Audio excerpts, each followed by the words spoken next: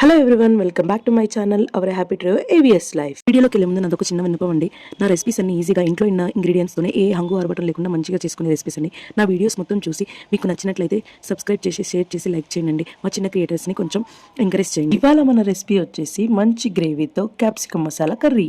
ఇంకా రెసిపీలోకి వచ్చేసేద్దామా. స్టవ్ వెలిగించి కడాయి పెట్టి కొంచెం నూనె వేసి దాంట్లో తాలింపు గింజలు కరివేపాకు వేగాక మనం ముందుగా కట్ చేసుకున్న ఉల్లిపాయలు, క్యాప్సికమ్, టమాటా కట్ చేసి ఉంచుకోవాలి. కరివేపాకు వేగాక ఉల్లిపాయలు కూడా వేసి బాగా వేయించుకోవాలి. ఉల్లిపాయలు మగ్గాక కొంచెం అల్లం వెల్లుల్లి పేస్ట్ వేసుకొని బాగా పచ్చివాసన పోయించేదాకా వేయించుకోవాలి. అది వేగాక 1/2 టీ స్పూన్ పసుపు కలుపుకొని తర్వాత టమాటాలు కూడా వేసి మూత పెట్టుకొని మగ్గించుకోవాలి.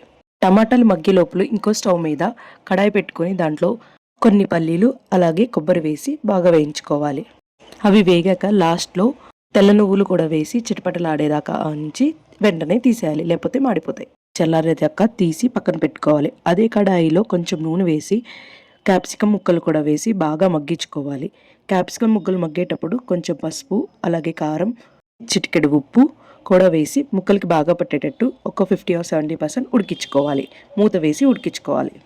క్యాప్సికమ్ మగ్గే లోపల మిక్సీ జార్లోకి చల్లారిన తెల్ల నువ్వులు అలాగే వీటితో పాటు కొంచెం 1/2 టీ స్పూన్ ముందు వేయించి పెట్టుకున్న చెక్క, లవంగం అనే యాలకులు ముందే మిక్సీ పట్టుకొని అది కూడా 1 టేబుల్ స్పూన్ వేసి మిక్సీ పట్టుకోవాలి. ఈ పౌడర్ పక్కన పెట్టుకొని మధ్యలో టమాటాలు ఉడికినాయో లేదో చూసుకోవాలి. టమాటాలు ఉడికాక ఉప్పు, కారం అలాగే ధనియాల పొడి వేసుకొని బాగా కారం మగ్గాక మనం ముందే చేసుకున్న పల్లీలు, కొబ్బరి మసాలా పొడిని కూడా వేసి మనకు సరిపడినంత వేసి బాగా కలుపుకొని మూత పెట్టుకొని కొంతసేపు మగ్గించాలి. నూనె పైకి తేలేంత వరకు మగ్గించుకోవాలి టమాటాలతో పాటు. నూనె పైకి తేలాక మూత తీసి ఒక గ్లాస్ వాటర్, గ్లాస్ కంటే ఎక్కువ కూడా పోసుకోవచ్చు. గ్రేవీ ఎక్కువ కావాలంటే వాటర్ ఎక్కువ పోసుకొని బాగా ఆ గ్రేవీ దగ్గర పడేంత వరకు ఉడికించుకోవాలి. మూత పెట్టి 5 minutes ఉడికించాక ఆ మూత తీసి నీళ్లు పైకి ఇలా వస్తాయి. అప్పుడు కొత్తిమీర, పుదీనా కొంచెం వేసుకొని మళ్ళీ కలుపుకొని మళ్ళీ మూత పెట్టి ఒక 5 minutes ఉడికించాలి.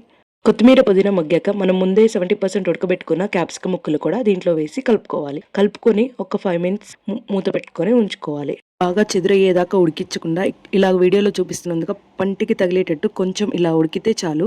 అప్పుడు చాలా బాగుంటుంది. Capsicum masala curry ready.